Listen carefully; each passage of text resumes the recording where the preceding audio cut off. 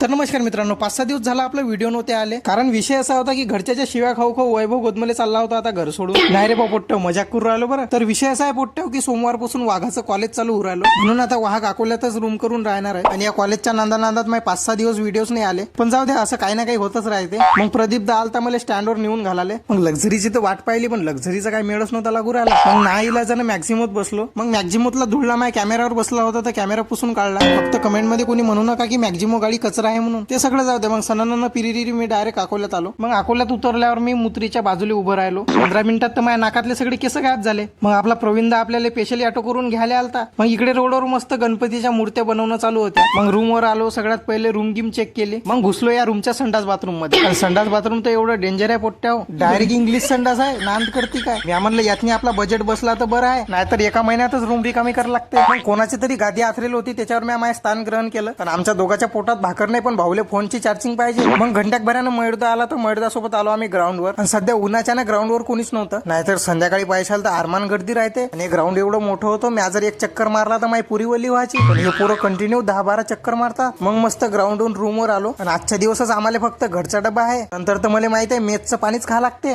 ओहो पनीर सर,